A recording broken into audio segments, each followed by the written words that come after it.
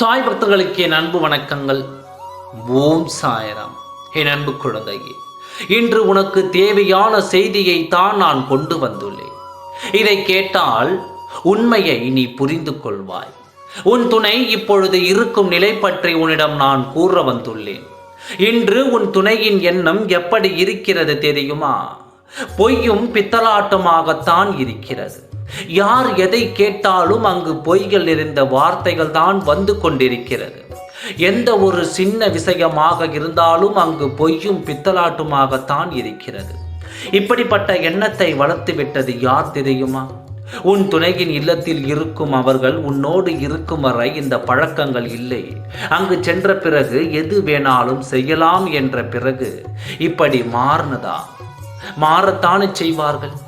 யாராவது ஏதாவது கேட்டால் நம்மை விட்டு சென்று விடுவார்களோ என்ற பயத்தில் எல்லா செயல்களுக்கும் அவர்கள் சம்மதம் தெரிவித்து விட்டார்கள். முழுமையாக மனநிலையை மாறி முழுவதுமாக மறைந்து துணை இப்பொழுது இருக்கும் நிலைதான் இந்த பொய்யும் பித்தலாட்டமும் நிறைந்த வாழ்க்கையாக இருக்கிறது. இந்த நிலையில் உங்கள் பிரிவை பற்றி யார் கேட்டாலும் உன் மீது தான் பழியும் பொய்களும் வருகிறது. உன்னை குறை கூறி அதிலிருந்து தான் தப்பிக்க வேண்டும் என்று நினைத்து அதிலிருந்து தப்புவதற்கு பொய்களை சொல்லி தப்புவித்து கொண்டும் இருக்கிறார். இப்படியே தான் நிலைகளும் பொய்கொண்டே இருக்கிறது. இப்படி இருக்கும் ஒருவரை உன் வாழ்க்கையில் நான் எப்படி இணைப்பேன்? இப்படியே இணைத்தாலும் இது சரியா வருமா என்று நீயே எனக்கு பதில் சொல் குழந்தையே.